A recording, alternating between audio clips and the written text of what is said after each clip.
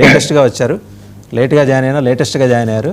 So వాళ్ళ app గురించి ఇప్పుడు మొత్తం వాళ్ళు మాట్లాడుకుంటూ వచ్చారు. దాంట్లో వాళ్ళ కార్యకర్తలకు సామాన్య ప్రజలకు ఎదురవుతున్న పోలీస్ హెరాస్మెంట్ మీరు అమలు చేస్తున్నట్టుగా వాళ్ళు భావిస్తున్న రెడ్ బుక్ రాజ్యాంగం మీద పోరాటం చేస్తారట. వేధింపులు ప్రత్యేకించి రకరకాల కేసులు, ఒకటి అయిపోతే రెండు కాకపోతే మూడు, ఇట్లా ఈ మధ్య జరుగుతున్నట్టుగా వాళ్ళు చెబుతున్నారు కదా, వాటి మీద చేస్తున్నారు. రెండవది, జగన్మోహన్ రెడ్డి గారు కీలకమైన అంశాలు 3 మాట్లాడారు నిన్న. మీరు 20,000 రూపాయలు చదరపడుకి రాజధాని నిర్మాణంలో మీరు ఖర్చు పెడుతున్నారు అని హైదరాబాద్లో మేజర్ ఇన్ఫ్రా హౌసెస్ కూడా హార్ట్ ఆఫ్ ది సిటీలో 10,000 నుంచి 12,000 ఎంతో వాళ్ళు మీకన్నా ఎక్కువ అమ్యూనిటీస్ ప్రొవైడ్ చేస్తున్నారనేది ఒక అబ్జర్వేషన్. 2, అప్పుల గురించి 3.6 లక్షల కోట్లు చేశారు.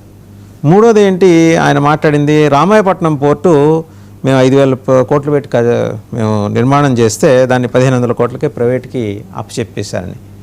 సరే, ఆ వేధింపులు ఇవన్నీ ఇప్పటిదాకా వాళ్ళు మాట్లాడారు. మీరు ఈ 3 అంశాల మీద వైసీపీ అధినేత మాట్లాడిన దానికి తెలుగుదేశం రెస్పాన్స్ ఏంటి సార్? వాసుదేవన్ గారు, గుడ్ మార్నింగ్. మీకు వెంకటేశ్వర గారికి పాల్గొన్నారు. ఈరోజు వాళ్ళు ఎప్పుడు చెప్పినా సరే కన్స్ట్రక్షన్ లో ముఖ్యంగా దాని గురించి చెప్తున్నానండి. అంటే డిఫరెంట్ ఆఫ్ కన్స్ట్రక్షన్ వీళ్ళే చెప్తారు. మళ్ళా ఆడ వరద నీళ్ళు వస్తున్నాయి, వర్షం వస్తుంది, నీళ్ళు వస్తుంది. అంటే మెయింటెనెన్స్ ఆఫ్ కన్స్ట్రక్షన్ అనేది డిఫరెన్స్ ఉంటుందండి. ఎక్కడెక్కడ ఏ విధంగా కట్టాలనేది. రేపు నీళ్లు గారినా ఏది చేసినా మళ్ళీ వీళ్ళే యాగి చేసారు. కాబట్టి పర్మనెంట్ కన్స్ట్రక్షన్ చేస్తున్నారు. దానికి రిలయబిలిటీ ఉంది. అది వరల్డ్ వైడ్ నామ్స్ ప్రకారం చేస్తున్నారు. ఎవరికి ఉచితంగా అప్పనంగా ఇట్లా అంటే ఒక ఏదన్నా మనం నిర్మాణం చేసినామంటే అది కొన్నేళ్ల పాటు, శతాబ్దాల పాటు ఉండాల్సినటువంటి అవసరం ఉంది. ఆ స్టాండర్డ్స్ అన్ని, ఆ ప్రోటోకాల్స్ అన్ని తీసుకున్నారు. అదొకటి. రెండోది, అప్పుల గురించి వీళ్ళు మాట్లాడతారేందండి. ఉత్తగా భూమి తనఖా పెట్టి ఎంఆర్ఓ ఆఫీసులు, ఆర్డీఓ ఆఫీసులు, కలెక్టర్ ఆఫీసులు తనఖాలు పెట్టి డబ్బులు అన్యాక్రాంతంగా పేదవాళ్లకు భూములు ఇస్తామని చెప్పి లక్షల కోట్లలో, వేల కోట్లలో, వేలలో అయ్యే డబ్బులు లక్షల కోట్లలో చేసేసి మొత్తం దొబ్బి తిన్నారు. ఇప్పుడు ఇవాళ మాట పేదవాళ్ళకు ఒక్క ఇల్లు కూడా ఇవ్వలేకపోయినారు. వీళ్ళు మాట్లాడతారు అప్పుల గురించి. రెండోది, జీడిపి గ్రోత్ చూసుకుంటున్నారండి ఒకసారి. అంటే మీరు ఒక్కసారి ప్రజలకు చెప్పడానికి మేము 2,70,000 కోట్లు ప్రజలకు వేసాము. కుటుంబ ప్రభుత్వం వచ్చినాక కూడా అనేక సంక్షేమ పథకాలు చేస్తుంది. మేము ఇచ్చే కూడా ఇస్తున్నాం. మీరు ఇచ్చింది 2,000 రూపాయలే. ఇవాళ 4,000 రూపాయలు ప్రతి 1 తారీఖు నాడు పేదలకు అందజేస్తున్నాం. బస్సు ఒకటి. మేము చేసే సంక్షేమ పథకాలు కూడా ఉన్నాయి.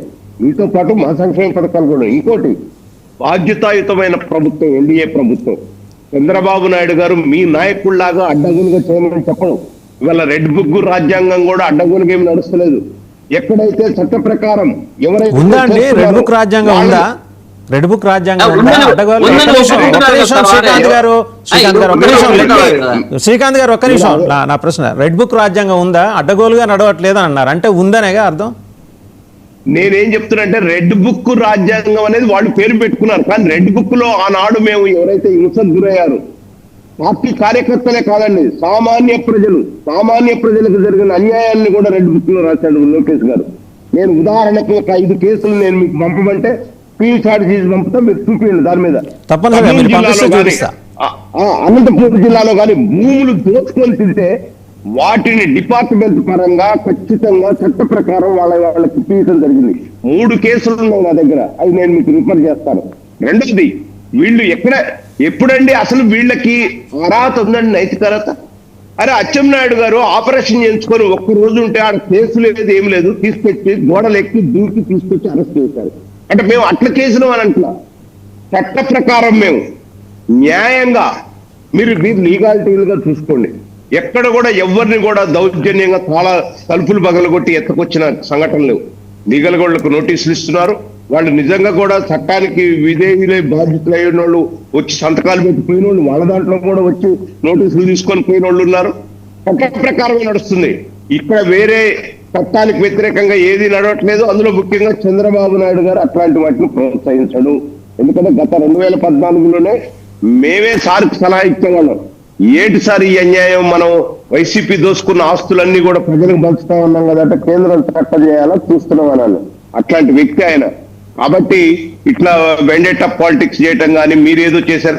అసలు మీరు అర్థం చేసుకోవాలా, చంద్రబాబు నాయుడు గారిని 53 రోజులు జైల్లో పెట్టినాక కూడా ఇప్పటికీ మీ నాయకుడు ఇష్టం వచ్చినట్టు మాట్లాడుతున్నా సరే పరిపాలన మీదనే దృష్టి పెట్టాడు చంద్రబాబు నాయుడు గారు. ఈ రాష్ట్రానికి పురోగతి చేయడం కోసం ఈ రాష్ట్రం ఎందుకు వదిలేస్తున్నారు సార్ జగన్మోహన్ రెడ్డి గారిని? అన్ని కేసులు ఉంటే ఎందుకు వదిలేస్తున్నారు? అన్యాయంగా 3 రోజులు ఈయన పెట్టినప్పుడు. అది చట్ట పరిధిలో ఉంది సార్. వాసుదేవన్ గారు మీరు కూడా ఆలోచించాలి కదా, ముఖ్యమంత్రి గారు చట్ట పరిధిలో ఇప్పుడు ఆ ప్రాసెస్ ని వేగవంతం చేయించాలి కదా గవర్నమెంట్ ఏజెన్సీస్ ద్వారా. చేస్తారు. జగన్మోహన్ రెడ్డి గారిని అలా వదిలేస్తారా మీరు? Time will decide. నిజంగా కూడా ప్రపంచం కాదు దేశంలో అందరూ కూడా విస్తుపోతున్నారు.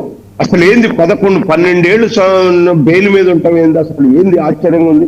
కేసులు అనేది చెప్పి అంతకుముందు 5 ఏళ్ళు వదిలేశారు, ఇప్పుడు 2 ఏళ్ళు వదిలేశారు, 7 ఏళ్ళు వదిలేశారు ఆయన్ని, ఇంకెన్నేళ్ళు వదిలేస్తారు? అదే అందుకనే అంటే ప్రభుత్వం డైరెక్ట్ గా అటాక్ చేసి తీసుకుపోయి లోపలేసేది కాదు, చట్టం దాని పరిధి లీగాలిటీస్ అవి చూస్తున్నారు. అదే నేను చెప్తున్నా, మాకు వాళ్ళకి డిఫరెన్స్. ఏదో లేనిపోని కేసులు తోడైనా సరే వీడిని లోపల పెట్టాలా, 2 రోజులు ఉంచాలా, శనివారం నాడు అరెస్ట్ చేయాలా, సోమవారం దాకా బెయిల్ రాకుండా 48 గంటలు ఉంచాలా. స్వయాన వాళ్ళ పార్టీలో ఉన్న ఎంపీ రఘురామకృష్ణరాజునే ఏం చేశారో మనం చూసాం. అంటే వాళ్ళకి మాకు వ్యత్యాసం అండాంధ్రంలో కానీ. ఇప్పుడు మీ దగ్గర ఉన్నా కూడా ఏం ప్రయోజనం లేదు కదా ఆయనకి, ఆయన పట్టించుకున్న వాళ్ళు లేరుగా మీ దగ్గర ఉన్నా కూడా. పాపం ఆయనకు ఇంపార్టెన్స్ ఆయనకుంది. Is a deputy speaker. నేనేది ఆయన పెట్టిన కేసు గురించి, ఆయనకు జరిగిన అన్యాయం గురించి. డెఫినెట్ గా ఆ కేసులో కూడా విచారణ జరుగుతుంది. డెఫినెట్ గా ఆయన మీద కూడా ఎవరైతే వ్యక్తిత్వ హననం చేశారో వాళ్ళ మీద కూడా త్వరలో చట్టపరంగా చర్యలు తీసుకోబడతాయండి. ఖచ్చితంగా ఆ వైపు ఆ దిశ కూడా ఉంది. అందుకనే నిన్న చూడండి సోషల్ మీడియా దీని గురించి దీంట్లో వస్తున్న వ్యాఖ్యలు కానీ అన్డెమోక్రటిక్ గా మాట్లాడే వాళ్ళ మీద ఏం చర్యలు తీసుకోవాలనేది ఇంకా చట్టం రేపు రాబోయే అసెంబ్లీలో కొత్త చట్టం కూడా తీసుకురాబోతున్నారు. కట్టడి చేయకపోతే చాలా కష్టం అండి ఎవరికైనా. ఇప్పుడు ఇంకోటి, ఒక రాజకీయ పార్టీ ఏం చేయాలంటే వాళ్ళ కార్యకర్తలకు కానీ ఒక డిసిప్లిన్ నేర్పాలి. ఆ డిసిప్లిన్ ఇప్పటి వరకు వైసీపీలో లేదండి.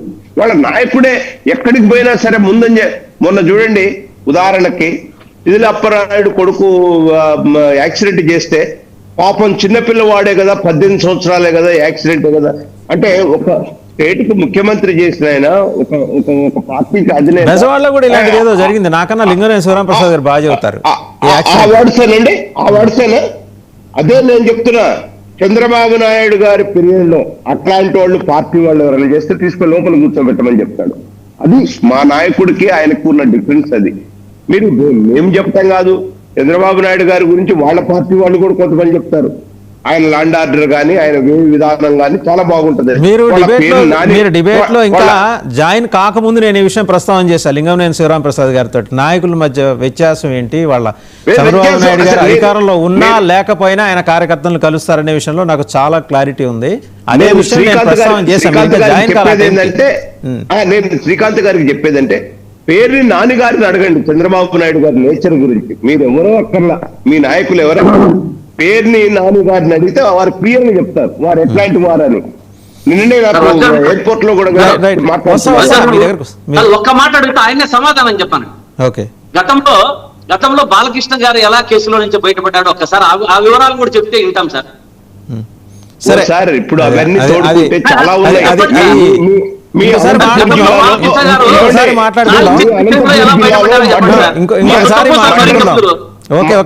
చేసిన వాళ్ళు ఏ విధంగా తప్పించుకున్నారు. వెంకటేశ్వర గారు బెజవాడలో కూడా ఒక చిన్నపిల్లాడు యాక్సిడెంట్ చేశాడండి ఈ మధ్యకాలంలో. దాని మీద ఉన్న ప్రభుత్వం ఫోకస్ పెట్టింది. ఎందుకంటే ఈ మధ్య చిన్నపిల్లలు ఎక్కువ చేస్తున్నారు ఇవన్నీ.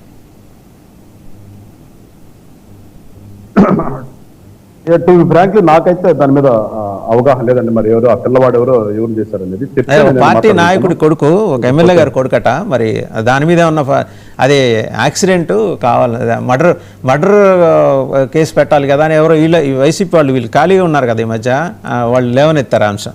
ఇప్పుడు సిదిరి అప్పలరాజు గారి అబ్బాయి వ్యవహారం బయటకు వచ్చింది. ఇప్పుడు దాన్ని తీసుకుని వాళ్ళు బయటకు వస్తున్నారు. మరి దానికి కూడా సమానం చెప్పాలిగా. డెఫినెట్లీ అండి, అది పోలీస్ అండి. అది మీరు నేను చెప్పేది కాదు కదా. అక్కడ ఉన్నటువంటి సర్కమ్స్టెన్సెస్ బట్టి పోలీసు వాళ్ళు ఏం చేయాలని చేస్తారు. ఇప్పుడు సిదిరి అప్పలరాజు గారి అబ్బాయి మీద మర్డర్ కేసు కాదు పెట్టింది, మర్డర్ కేసు కదండి. ఒకసారి తెలుసుకోవాలండి, ఒకసారి చూసుకోవాలి. ఇప్పుడు ఏమీ తెలుసుకోకుండా ఏది పెడితే అది మాట్లాడతారు. మర్డర్ కేసు ఎందుకు అవుతుంది? అది 106